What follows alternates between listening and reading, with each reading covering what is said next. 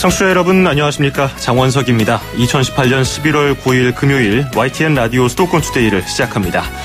국내외 곳곳에서 예스 애플리케이션과 인터넷으로 듣고 계신 여러분도 반갑습니다. 보이스피싱, 스미싱 같은 각종 사기 수법이 날로 진화하면서 여전히 고통받는 피해자들이 적지 않습니다. 최근에는 스마트폰 메신저를 통한 피싱 수법이 성행한다고 하는데요. 특히 다음 주에 수능을 치르는 수험생 대상 사기 범죄를 조심하셔야겠습니다. 잠시 뒤 일부 투데이 포커스에서는 배상훈 서울 디지털대 경찰학과 교수 전화 연결해서 관련 이야기를 나눠보겠습니다.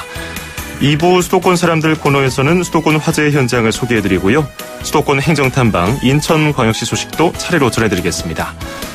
주말을 앞둔 오늘 아침까지 경기와 강원 영서, 충청에 5mm 정도 더 비가 오는 곳이 있겠고요. 비가 그친 뒤에는 맑은 날씨가 이어집니다. 다만 서쪽에서 유입되는 미세먼지 영향으로 서울 등 서쪽 지방은 미세먼지가 나쁨 수준을 보이겠고요. 주말에도 미세먼지 농도가 높겠습니다. 서울 현재 기온 10.8도, 지금까지 내린 비의 양은 1mm입니다. 오늘 낮 최고 기온은 서울 14도, 강릉 16도, 대전 12도, 광주, 대구, 부산 17도, 제주 16도를 기록하겠습니다. YTN 라디오 수도권 투데이 1부 잠시 뒤에 출발합니다.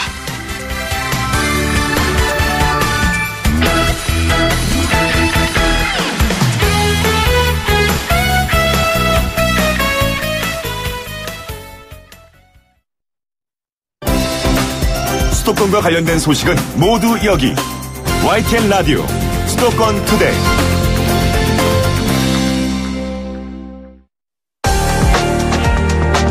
투데이 포커스. 요즘에 다양한 피싱 범죄가 기승을 부리고 있습니다. 피싱은 많은 분들이 아시는 것처럼 개인정보를 뜻하는 프라이빗 데이터와 낚시, 피싱의 합성어입니다. 직역하면은 개인정보를 낚는다, 개인정보를 빼낸다, 이런 의미로 볼 수 있죠.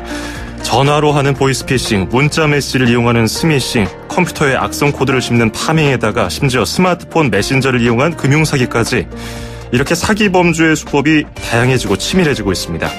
특히 경찰은 다음 주 15일에 치러지는 수능이 끝난 뒤에 수험생을 대상으로 발생하는 스미싱, 인터넷 사기 범죄를 조심해야 한다고 당부했습니다.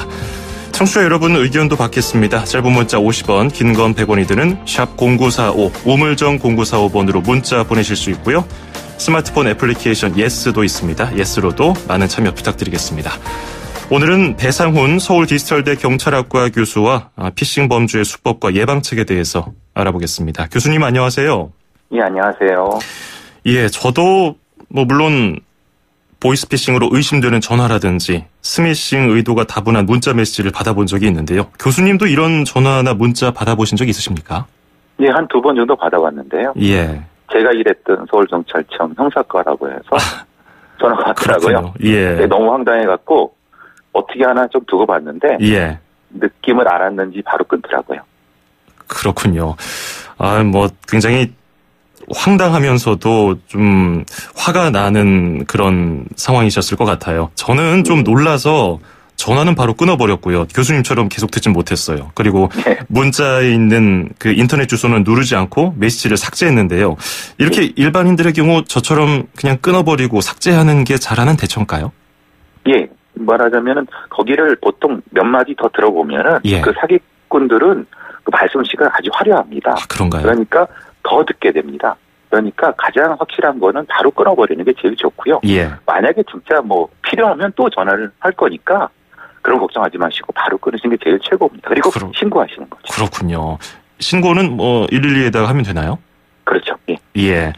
어제는 또 이런 일이 있었습니다. 연예인 홍석천 씨가 개인 SNS에 글을 하나 올렸는데요. 동료 연예인인 김미려 씨를 사칭한 이른바 카톡 피싱을 받았다는 거예요. 홍석천 씨가 올린 대화방 캡처 사진을 보니까 이름은 당연히 김미려라고 되어 있고 사진도 김미려 씨 결혼 사진이었어요. 사기범으로 의심되는 사람이 오빠 감기 조심하세요, 많이 바쁘세요, 이렇게 안부 문자를 보냈는데 글쎄요, 그냥 그 캡처만 보기에는 정말 감쪽 같더라고요. 교수님은 이거 보시고 어떤 생각하셨습니까? 이 방법이 너무 많이 진화하고 있구나 이런 생각이 들었고요. 예. 그러니까 이 관계가 적당히 가깝지도 않고 멀지도 않은 그런 관계의 사람들한테 보내고요.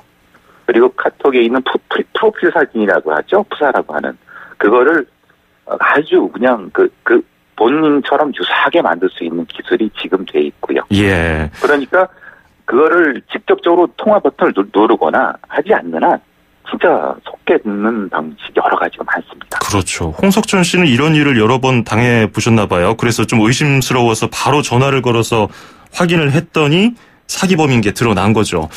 저는 이 홍석천 씨의 후속 조치를 보고서 참 잘했다는 생각을 했는데 어떻습니까? 예. 보통 이제 가장 확실한 방법은 직접 통화를 하는 거죠. 그 당사자에게. 예. 라고 하면. 근데 보통 이 통화가 안 되거나 아니면 통화를 안 되게끔 만들거나 아니면 그럴 수 있는 시간쯤에 이렇게 보내는 거죠. 예. 그래서 이런 걸 사전에 차단할 수 있는 사기꾼들의 수법도 있다는 것도 알아주셨으면 좋겠어요. 그렇군요. 굉장히 교묘한데요. 의심을 사지 않기 위해서 돈도 적은 양을 요청했다고 하더라고요. 요즘에 극성을 부리고 있는 이런 스마트폰 메신저 피싱 수법, 이런 유형이 될까요? 어떤 수법을 보이고 있습니까? 가장 이건 메신저 피싱이라고 하는데요. 예. 가장 일반적인 거는 해킹이 먼저 이루어집니다. 말하자면은 요즘 이 해킹이라는 게 금융기관이나 이런 걸 통해서 떠도는 개인정보들을 사다가 그 사람의 그 근처 지인이라고 가족이라고 생각하는 사람의 쪽으로 프로필 파일 같은 걸 만들어 갖고 예. 대량으로 보내는 겁니다. 그 중에 이제 10건 중에 한 건이 걸려들면은 그들로서는 성공인데 그런 식으로 아주 그냥 간단한 돈을 요청하거나 처음에는 당연히 안부 메시지를 먼저 보내죠. 그리고 예. 매우 급박한 듯이 매우 급박하게 한 10만 원, 20만 원 보내줄 수 있냐 바로 갚겠다. 이런 것이 가장 일반적인 수법입니다. 그렇군요. 스마트폰 메신저로는 상대방의 목소리를 들을 수가 없으니까 더 속기가 쉬워서 이런 피싱 수법이 있는 것 같은데 메신저 피싱 건수가 실제로 많이 늘어나고 있습니까? 예, 금융감독원 발표 자료입니다. 2017년도에는 전체 1년 동안 1,407건인데 올해 상반기만 이제 3,063건이니까 예. 거의 한 두세 배 정도. 올해 말까지면 더 늘어나겠죠. 금액만 해도 60억에서 근데 작년에 한 해가 58억이니까요. 예. 상반기면 63억이니까 두세 배 이상 늘었다고 봐야 되겠죠. 그렇군요. 예, 그리고 경찰은 이제 다음 주 수능을 앞두고서 수험생들에게 특별한 당부를 했어요. 수능 대박, 수능 합격 이런 문자를 조심하라는 건데요. 이게 어떤 말입니까? 그러니까 수능을 앞두고 격려 문자를 많이 보내지 않습니까? 예. 그러니까 사실 누군지도 모르지만 여러 사람한테 오니까 친구나 아니면 지인이겠거니 하고 거기에 연결된 걸 누르거나 아니면 연결된 URL 같은 거 주소를 누르게 되면 예. 바로 거기에 이제 범죄로 연결되는 그런 문자들인 거죠. 그러니까 시의적으로 적절한 거를 사기꾼들은 아주 잘 이용을 합니다. 예. 그러면 그렇게 의심이 가는 문자 메시지인데 나도 모르게 주소 찰 수가 있어요. 만약에 그걸 누르면 어떤 현상이 발생하는 건가요? 그걸 누르게 되면은 그 안에 이제 우리가 악성 코드라고 하죠. 예. 컴퓨터 바이러스 같은 게 이 휴대폰에 심어져 갖고요. 거기에 있는 주소로 같은 게 그 범인의 전화로 전송이 돼버리는 겁니다. 예. 개인정보가. 그러니까 막대한 개인정보가 실시간으로 전송될 수 있는 악성 코드 바이러스가 거기에 심어져 있는 거죠. 그렇군요. 그러면 그렇게 악성 코드 때문에 개인정보, 금융정보가 빠져나가서 범죄자들 손에 들어가면 그것을 이용해서 또 다른 2차 피해가 발생하지 않을까 우려가 되는데요. 그걸 목적으로 하는 거죠. 그렇군요. 이런 2차 피해는 주로 어떤 게 있습니까? 2차 피해는 아까 말씀드린 것처럼 그 학생, 그 사람의 주소록이나 이런 걸 통해서 그 사람처럼 가장할 수 있는 거죠. 예. 왜냐하면 그 사람 개인정보를 다 알고 있지 않습니까? 그러니까 그걸로 다른 그 주소록에 있는 누구한테 메신저 피싱을 보내는 수 있는 거죠. 그렇군요. 이렇게 피싱 범죄를 당하지 않도록 피하는 것도 중요할 텐데 수능을 전후로 해서 다른 아르바이트보다 시급을 많이 준다고 가장한 피싱 구인 광고도 요즘에 많이 올라온다고 하더군요. 아르바이트로 용돈 벌려다가 보이스피싱 범죄에 가담하게 된다는 건데 아무리 돈이 급해도 이거 엄연히 가담한 사람도 범죄자가 되는 거 아니겠습니까? 맞습니다. 그래서 전과가 남을 수 있는데요. 예. 보통 이제 수능 끝난 학생들 대상으로 고수익 알바. 근데 별거 아닌 것처럼 하고 그냥 돈만 찾아오거나 뭐 좀 갖다 주거나 이런 식으로. 실제로 그것은 보이스피싱 조직입니다. 예. 조직의 하청 조직 같은 거거든요. 그러니까 그냥 어느 고등학생한테 어디 가서 돈 좀 가져오면은 거기에 10% 주겠다 이렇게 하면은 그 자체로는 범죄가 아닐 것 같은데 전체적으로 봤을 때 보이스 피싱 범죄의 하청 일을 하는 거죠. 예. 그럼 경찰에서는 그 사람을 범인의 일을 하는 거니까 그걸로 수사할 수밖에 없고 최악의 경우는 전과까지 남을 수 있는 거죠. 굉장히 조심하셔야 됩니다. 그렇군요. 예전에 어떤 보도를 보면은 통장을 건네주고 이것을 인출해와라 뭐 이런 식의 아르바이트가 될 수 있겠는데 결국 이런 것도 가담한 것이기 때문에 범죄의 처벌을 받게 된다. 절대로 가담하면 안 된다. 예.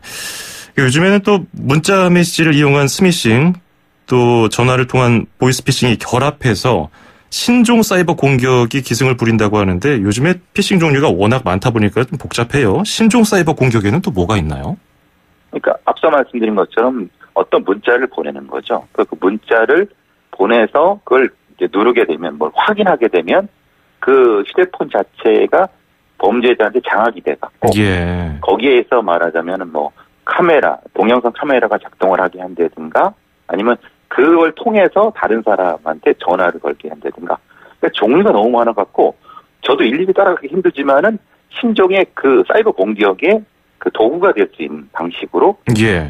진화하고 있다는 겁니다. 예. 심지어 그런 인터넷 주소창을 누르면 보이지도 않는 곳에 악성 애플리케이션이 설치가 돼서 다른 사람이 내 스마트폰 혹은 내 컴퓨터를 마음대로 컨트롤할 수 있다는 거 아니겠습니까? 그렇죠. 그런데 심지어 이 악성 애플리케이션이 피해자가 인지를 하고 신고를 하려고 해도 아예 못하게 차단하거나 혹은 뭐 경찰에 신고를 하면 그 사기범들 전화로 연결되도록 하는 뭐 이런 식으로도 진화가 됐다고 해요. 그러니까 아까 말씀드린 것처럼 거기로 이제 여기 전화로 112를 누르거나 그러는데 그게 전화가 이게 경유에 꼭 변종이 되는 거죠. 무섭군요, 그거. 예. 굉장히 그 뭐라나 이 컴퓨터 바이러스가 아주 고도화돼 갖고 예. 컴퓨터 바이러스 해킹하고 이 스미싱 보이스팅이 다 결합된 형태의 아주 신종 최신 공격이다. 그런 경우에는 어떻게 대처하면 좋겠습니까? 좀 이게 전화를 걸고 좀 느낌이 이상하면 그 전화를 끊은 다음에 예. 다른 사람의 전화로 아니면 그 전화를 들고 바로 경찰 지구대로 쫓아가셔야 됩니다. 그래야겠군요. 그리고 또 이건 또 새로운 겁니다. 청소년들이 몸캠 피싱에 피해를 당하는 경우가 있다고 해요. 이건 앞서 얘기 나눈 금융사기범죄와는 조금 성격이 다르기도 하지만은 워낙 심각하게 대두되고 있는 문제라서요. 이건 뭡니까? 몸캠 피싱이라는 게. 몸캠 피싱이라는 것은 청소년들이 이제 여러 가지 채팅 사이트에 많이 들어가서 예. 모르는 사람들하고 많이 채팅을 합니다. 뭐 가벼운 채팅이기 때문에 뭐 별 문제 없을 거라고 생각하는데 근데 상대방이 실제로 그 또래의 사람이 아니라 범죄자 나이가 많고 예. 남성인 범죄자가 그 여성 한 청소년들한테 마치 자기 또래 있냐 대화를 나누면서 그러다가 이제 뭐 좀 친해지면은 그 몸의 일부를 보여달라. 뭐 내 거니까 보여주고 네 것도 보여달라.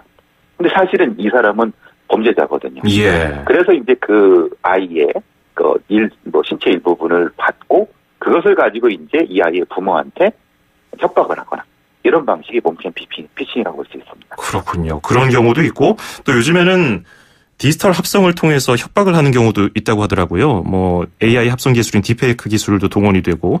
근데 이런 경우에 사실 피해자 입장에서는 울며 겨자 먹기로 돈 주면서 무마하려고 하는 경우도 많다고 하던데 이런 난처한 경우를 겪으면은 어떻게 대처하는 게 좋을까요? 결국 신고밖에 없나요? 그렇죠.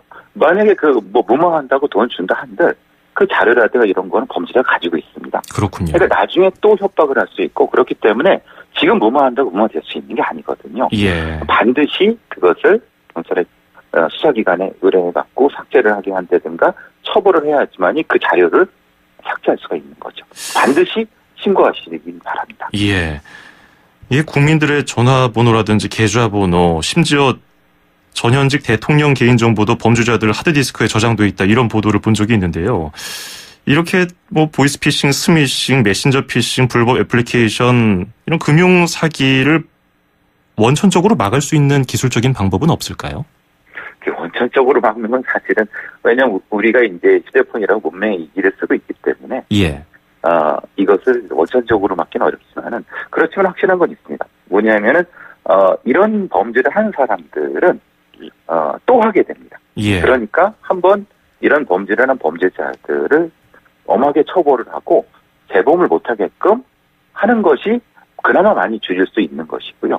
국민들의 인식을 좀 높이면서 이런 사기가 줄어들 수 있게 그 두 가지 방법이 좀 있지 않을까 싶습니다. 기술적인 부분도 있습니다만은 사실 기술은 사실은 범죄자들이 더 빨리 습득을 하니까요. 예. 그리고 피싱 범죄 피해자들의 통계를 보니까 의외로 사회활동을 가장 왕성하게 하고 이슈에 밝은 40, 50대 피해자가 많다는 점이 좀 놀랍던데요. 전문가로서 이런 현상은 어떻게 보세요? 그러니까 보이스피싱이라는 걸 우리 국민들이 잘못 착각하시는 거죠. 예. 보이스피싱은 잘 모르는 기술에 대해서 모르는 분들이 가장 많이 당할 것 같지만은 사실 그렇지 않습니다. 그러니까 뭔가 아는데 아주 확실히 모르는, 예를 들면은 어떤 대출에 갈아타기 대출 같은 것이 있다라고 하는데 그걸 아는 사람이 있지 않습니까? 예, 그거에 예. 확실한 걸 모르기 때문에 좀 여러 가지 전문적인 용어를 얘기해 주면은 거기에 넘어가는. 예. 그래서 이제 40, 50대가 사실은 돈이 많이 필요하지 않습니까? 대출도 전환해야 되고, 그거를 사기꾼들은 역이용하는 거죠. 예. 그렇군요. 이런 피해 사례가 많고 너무 교묘하기 때문에 결국은 나도 모르게 속아 넘어가는 경우가 많다고 하는데요. 교수님 저서를 보면은 대한민국에서도 범죄 피해자가 되지 않는 법을 보면 수상한 전화를 믿지 마라, 이렇게 말씀하신 구절이 있어요. 근데 아까 그 메신저 피싱의 경우는 본인에게 전화를 걸어서 네가 이렇게 문자 메시지 보낸 게 맞냐 확인하는 것이 첫 번째라고 말씀해 주셨는데, 이런 범죄 피해자가 되지 않으면 이거 하나만은 꼭 기억해라, 이게 말씀해 주신다면요? 근데 전화를 딱 받았을 때 예. 무엇인가 이제 많은 설명을 하고 전문적인 거라고 억압적으로 하고 전화 그렇게 얘기를 하면은 사실 이건 대부분 보이스피싱입니다. 그건 반드시 끊으셔야 되고, 예. 그리고 아까 말씀 메시지 피싱 같은 경우도 뜬금없이 무엇인가 돈을 보내라고 하면 반드시 확인을 해야 되는 거죠. 예. 세상에 이렇게 뭔가 확실하지 않은 것에 확신을 주는 그런 건 없거든요. 예. 제일 확실한 것은 의심적이면 반드시 끊어라, 이거죠. 그렇군요. 얼마 전에 근원 목소리라고 해서 실제 보이스피싱 목소리를 공개한 적이 있지 않습니까? 근데 그런 것들 보면은 일부 전화를 받은 분들이 훈계한다고 범죄자에게 뭐 욕을 한다거나 혹은 너 신고한다, 이렇게 얘기를 하면 오히려 내 정보를 가지고 해코지를 할까봐 이런 대처는 피하는 게 좋다고 하는데 실제로 그렇습니까? 예. 보통 이제 이런 보이스피싱 범죄자들은 그분의 개인 정보를 어느 정도까지 가지고 있습니다. 예. 그러니까 만약에 그렇게 이제 조금 심한 욕을 하시거나 그렇게 하면은 그 사람들이 이제 그 정보를 알고 그 주소도 알고 그렇기 아하. 때문에 2차 가해를 혹시라도 할 수 있기 때문에 반드시 그냥 먼저 끊으시고 신고하시고 이거 수사기관한테 대응하도록 하시는 것이 제일 적절하고요. 예. 그 다음에 과잉적인 행동은 상황을 모르지 않습니까? 그 범죄자가 어떻게 위험한지. 그래서 조심하시는 것이 아무래도 적절할 것 같습니다. 예. 항상 개인이 조심을 해야 된다, 지금 방송 내내 강조를 했는데 정부 차원에서 지금 현 시점에서 어떤 부분이 개선돼야 된다고 보시는지 짧게 한마디 들어볼까요? 기본적으로 이제 범죄 수익 환수가 잘 안 되는 겁니다. 그러니까 보이스피싱 범죄가 계속해서 진화되고 올라가는 것은 처음에 범죄한 범죄 집단의 범죄 수익을 확실히 환수하지 못하니까 여기서 잡히지 않은 다른 범죄자들이 또 다른 방법으로 진화하는 거거든요. 예. 정부에서는 범죄 수익을 환수할 수 있는, 끝까지 환수할 수 있는 그런 방안, 그리고 또 아까 말씀하신 것처럼 국민적인 인식을 확대할 수 있는 적극적인 캠페인, 이 두 가지가 제일 중요하다고 생각합니다. 그렇군요. 피해보는 분들이 없었으면 좋겠는데요. 특히 수험생 대상 스미싱 인터넷 사기 조심하시기 바라겠습니다. 오늘 도움 말씀 잘 들었습니다. 고맙습니다. 감사합니다. 네, 지금까지 배상훈 서울 디지털대 경찰학과 교수였습니다.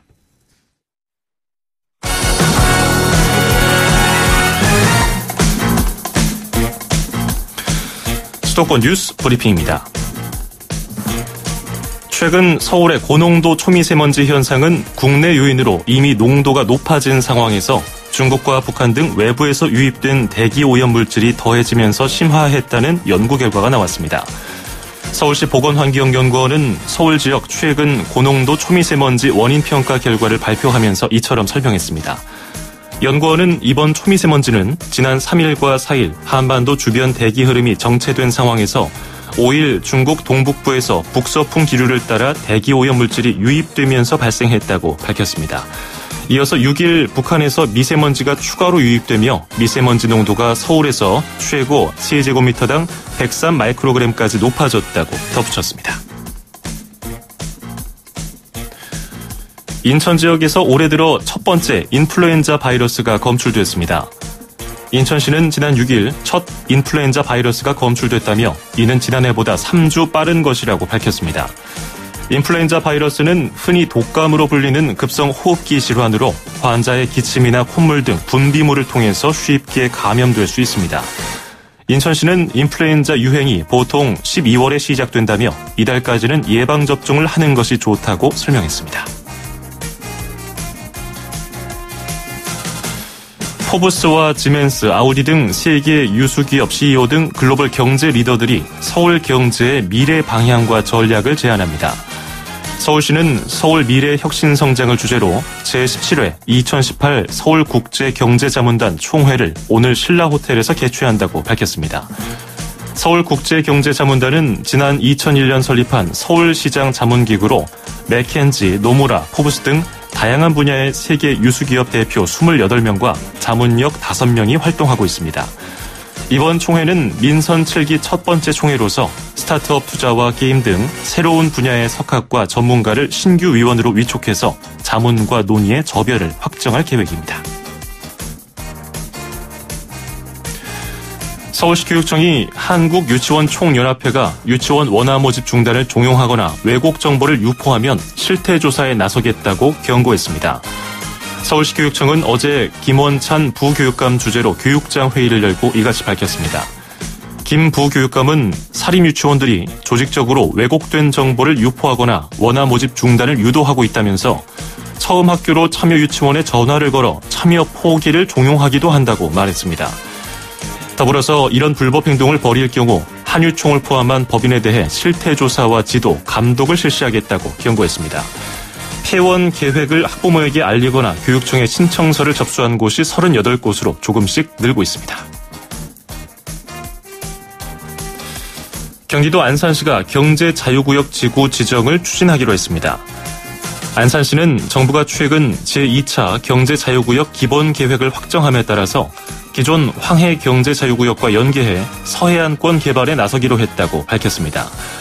안산시는 정부의 기본계획이 평택에서 안산까지의 경기만 일대를 해양 레저와 문화 생태산업을 거점으로 하는 서해안 포트 비즈니스 벨트로 조성하겠다는 의지가 담긴 것으로 보고 기획단을 만들어 경제자유구역 지구 지정을 추진할 방침입니다. 경기도 수원시가 친환경 교통수단인 노면전차 트램 도입을 다시 추진합니다. 수원시는 최근 트램 운행 근거를 담은 법 개정안이 국회를 통과함에 따라서 이를 다시 추진하기로 했습니다. 트램은 전기를 동력으로 지상의 궤도를 따라 운행하는 노면전차로 이산화탄소 배출량을 획기적으로 줄일 수 있고 건설비가 싼 장점이 있습니다. 경기도 시흥시가 시화 멀티 테크노밸리 내 거북섬 개발을 본격적으로 추진합니다. 거북섬 개발은 시흥시가 경기도 등과 공동으로 이 일대 33만 제곱미터를 해양 레저 복합단지로 조성하는 사업으로 내년 초 인공 서핑장을 시작으로 2025년까지 마리나와 관광 숙박, 주상 복합단지 등을 조성하게 됩니다. 시흥시는 거북섬 개발 사업이 지역경제 활성화와 서해안 관광특구 지정에 도움이 될 것으로 보고 인허가 등 행정 절차를 적극적으로 지원할 방침입니다. 지금까지 수도권 뉴스 브리핑이었습니다.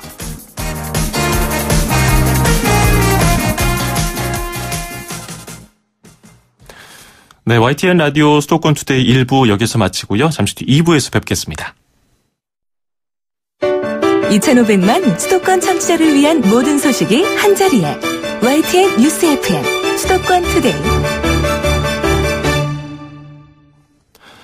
FM 94.5MHz YTN 라디오 수도권 투데이 듣고 계시고요. 저는 아나운서 장원석입니다. 2부에서는 수도권 사람들 코너에서 김미란 리포터가 다녀온 수도권 화재 현장을 소개해드리고요. 그리고 수도권 행전 탐방 시간에는 인천광역시 소식을 전해드리겠습니다. 3분 뒤에 뵙죠. 음악과 수도권 뉴스가 한방에 수도권 전문 방송 수도권 투데이.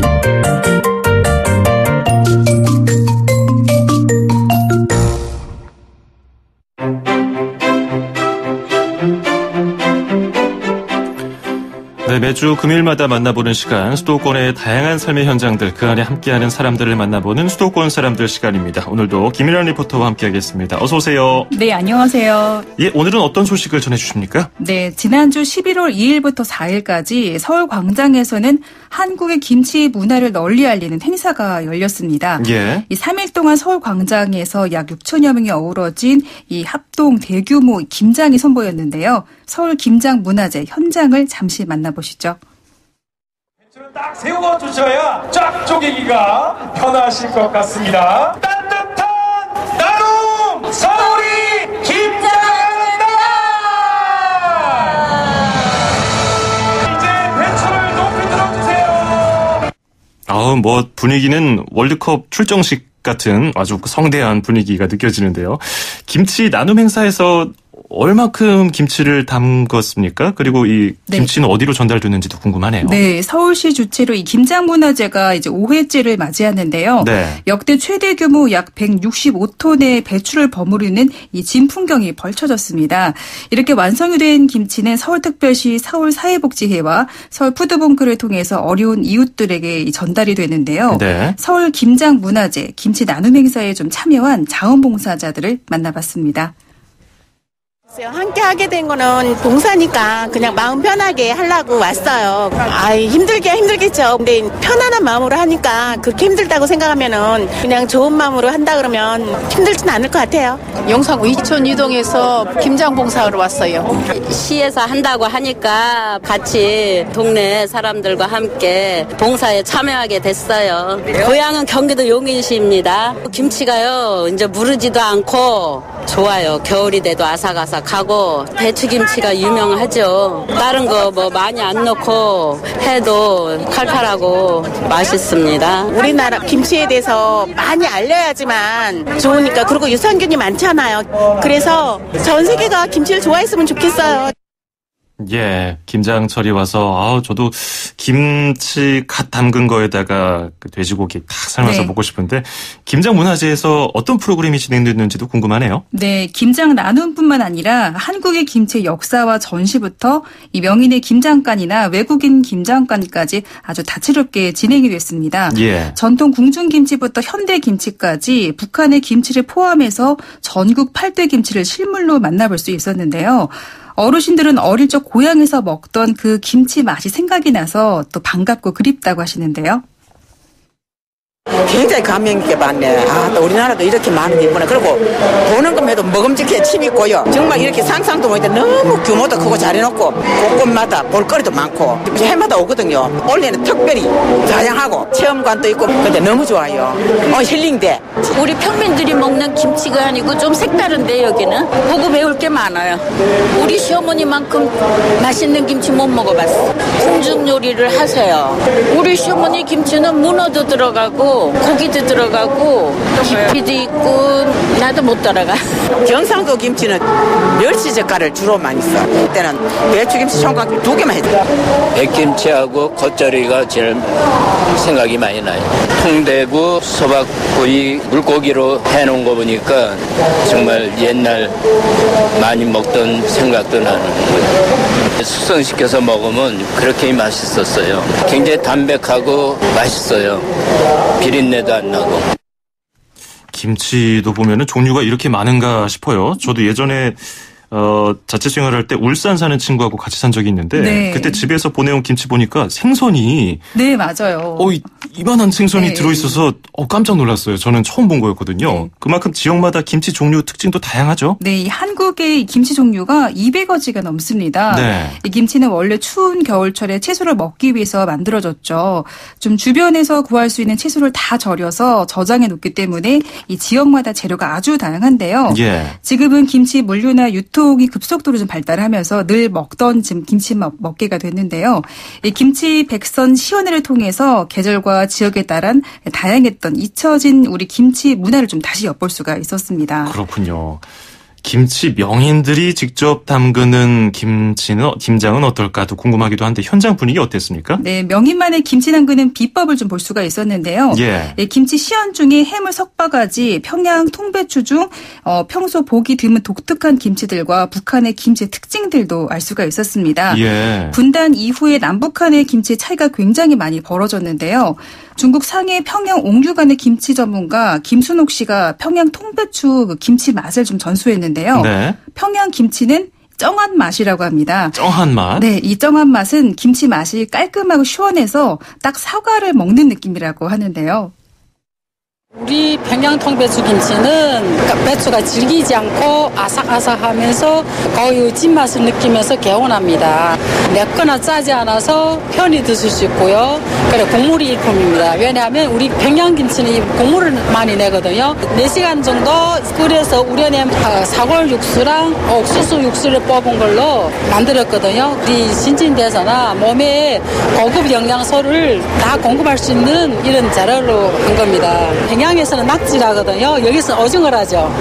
그다음에 멸치액젓, 새우액젓 이렇게 된 파.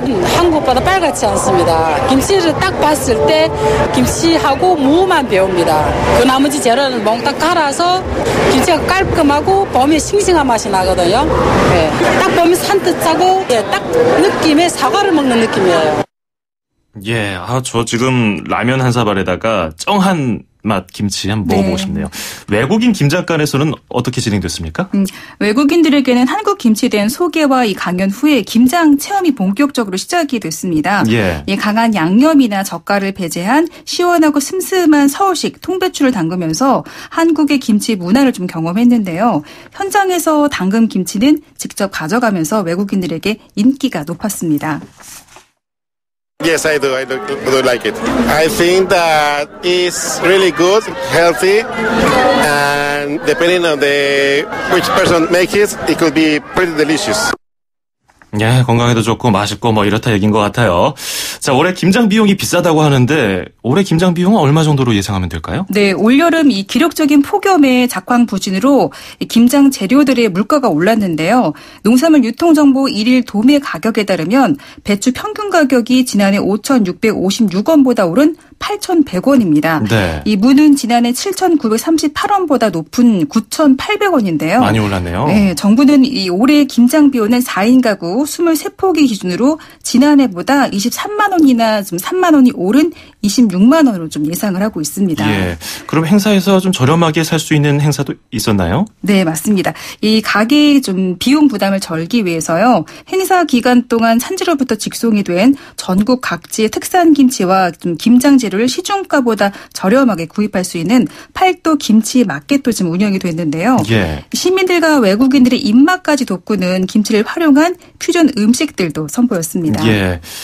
김일환 리포터가 김장문화재 가서 명인들의 김장 담그는 비법을 좀 봐와서 네. 한 가지 정도 좀 알아봤을 것 같은데 뭐가 있을까요? 다 물어봤는데요. 명인마다 좀 음식은 만드는 손맛, 이 정성이 가장 중요하다고 하는데요. 예. 명인마다 김치는 이 초절임을 아주 잘해야 된다고 합니다. 다양했던 한국의 김치 종류와 맛을 좀 다시 볼 수 있는 행사였는데요. 예. 급속도로 유통이 발달이 되면서 지금은 김치를 좀 사 먹는 집들이 많아졌죠. 김장술이 이렇게 다가오는데 이웃과 나눠 먹던 그 정도 다시 한번 생각해 보면 좋을 것 같습니다. 그렇군요. 오늘은 지난 11월 2일부터 4일까지 열렸던 서울 김장문화제 현장 전해드렸습니다. 고맙습니다. 네, 감사합니다. 네, 지금까지 김일환 리포터였습니다.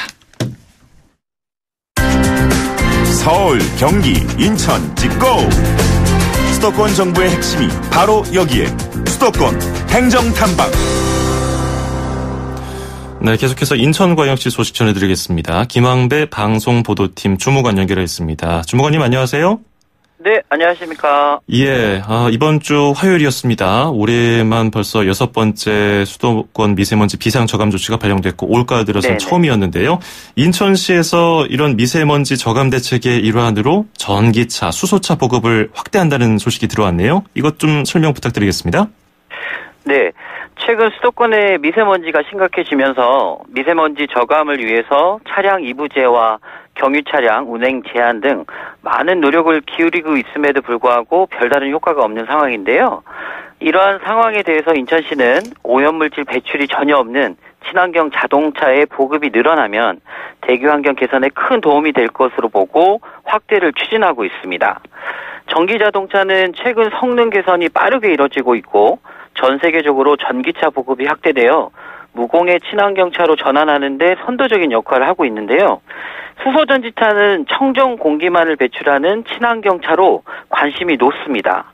그래서 인천시는 2022년까지 전기 승용차 14,000대, 그리고 전기버스 150대, 전기택시 1,000대, 전기화물차 850대, 전기이륜차 5,000대 등 전기자동차 총 2만 1,000여 대를 보급하고 수소 연리 전지차는 2,000대를 보급할 계획입니다. 그렇군요. 친환경 자동차는 뭐 많은 분들이 환경을 위해서 사면 좋겠지 이렇게 생각하시는데 가장 좀 고민하게 만드는 것이 충전 인프라 부족 문제일 것 같아요. 이 충전 인프라 확충 계획은 어떻습니까? 네, 그렇습니다. 충전 인프라 확충은 친환경 자동차 보급 정책의 성공 여부를 결정지을 수 있는 가장 중요한 요소인데요. 예. 현재 인천시내 전기 자동차 충전기는 급속이 76기, 완속이 495기, 휴대용 충전 콘센트가 3,057개소가 설치되어 있습니다. 2022년까지 인천시는 급속 356기, 완속 8,000기, 그리고 휴대용 충전 콘센트 17,000개소를 만들어서 충전 인프라를 확충할 계획이고요.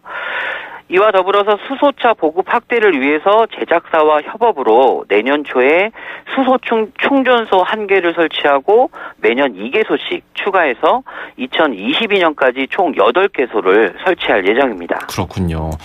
이 충전 빨리 해야 되는데 충전소가 어딨나 이렇게 전전긍긍하는 일이 없도록 이런 인프라도 많이 확충되면 좋겠군요. 자, 그리고 인천광역시는 송도국제도시에 GCF 녹색기후기금이 있고요. UN 거버넌스 센터도 있고 많은 국제기구들이 들어서 있는데요. 이런 장점을 살려서 국제기구 마이스 분야에 진출을 바라는 청년을 위한 커리어 페어가 오늘 열린다고 하는데 이 소식 전해주시죠. 네, 요즘은 글로벌 진출을 꿈꾸는 청년들이 참 많습니다. 2015년부터 인천시는 외교부와 공동 주최하고 있는데요. 이번 커리어 페어는 국제기구나 마이스 분야의 일자리에 대한 정보 교류회장으로서 매우 인기가 높습니다. 예. 오늘 10시부터 6시까지 송도 컨벤션에서 개최되는데요. 특히 올해에는 참관기관 및 발표자 초청을 해외까지 확대했습니다. 예를 들어 UN 개발계획 뉴욕 본부와 국제형사재판소, ICC 헤이그 본부, 그리고 국제연합식량농업기구, FAO 등 9개 국제기구 인사 전문가들이 직접 오시고요. 태국 전시 컨벤션 부로 인센티브 앤 컨벤션 협회 임원 등 직접 채용에 관한 정보를 현장에서 제공하게 됩니다. 예, 마이스 분야는 뭐 기업회의, 포상관광, 컨벤션, 전시 박람회, 이벤트 이 앞글자를 딴 말인데요. 국제기구와 마이스 분야에 관심 있는 분들은 오늘 10시부터 6시까지 송도 컨벤시아에서 열린다고 하니까 찾아가 보면 좋을 것 같은데요. 주요 행사 내용도 알려주시면 좋겠네요. 네, 주요 행사를 소개해드리겠습니다. 국제기구 분야별 주요 업무와 인사 채용 방법을 소개하는 국제기구 진출 설명회가 먼저 준비되어 있습니다. 예. 그리고 마이스 분야에 참신하고 다양한 글로벌 커리어를 소개하는 글로벌 마이스 아카데미, 그리고 NGO 채용 계획 및 진출 사례를 소개하는 NGO 진출 설명회가 마련되어 있습니다. 또한 오전 10시부터는 국제기구 및 마이스 분야 60여 개 기관 및 업체가 참가하는데요. 진로와 채용 상담 그리고 홍보 부스도 운영을 하게 됩니다. 외교부 및 국내 소재 국제기구와 호텔, 그리고 국제회의 기획사 PCO, 중국 최대 글로벌 여행 플랫폼인 Ctrip 등 마이스 관련 기관 및 업체가 참가해서 1대1 현장 면접 및 또한 채용에 관한 상담을 진행할 예정입니다. 예. 기타 자세한 내용과 일정은 커리어페어 홈페이지를 통해 확인하셔가지고 관심 있는 많은 분들이 오늘 참여를 하셨으면 좋겠습니다. 예. 자, 그리고 이번에도 교통 관련 소식인데요. 미래교통에 대한 소식입니다. 공상과학 영화를 보면은 도로 위를 떠다니는 자동차 흔히 볼 수가 있죠. 이제 가상이 아닌 현실이 될 수도 있다는 소식인데요. 네네. 개인형 자율항공기 파브라고 불리는 이 원천 기술 개발 사업을 선점했다고 하는데요. 이 내용도 전해주실까요? 네네. 파부는 약자가 퍼스널 에어 비어클, 개인형 자율 항공기입니다. 네. 네, 파부가 미래 교통수단의 한 축을 담당해 나갈 것으로 전망이 되는데요. 세계 각국이 파부에 대한 주목이 한창 뜨겁습니다. 그래서 우리나라도 파부 시대 도래를 대비한 다양한 준비를 진행하고 있는데요. 올해 산업통상자원부하고 국방과학연구소에서 공모한 파부 핵심 부품 기술 개발 사업의 수행 기관으로 인천 컨소시엄이 선정됐습니다.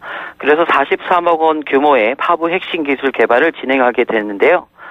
드론 및 모터 전문 기업과 연구기관 등이 포함된 인천 컨소시엄은 파부의 핵심 요소 기술인 유일 자율 운항 제어 시스템 및 고성능 모터를 개발을 통해 유인 자율 운행 비행체가 제작하고 파부의 핵심 기술을 확보할 계획입니다. 예, 알겠습니다. 오늘 파부 내용까지 들어보죠. 고맙습니다. 네, 감사합니다. 네, 지금까지 김항배 인천시 방송보도팀 주무관이었습니다.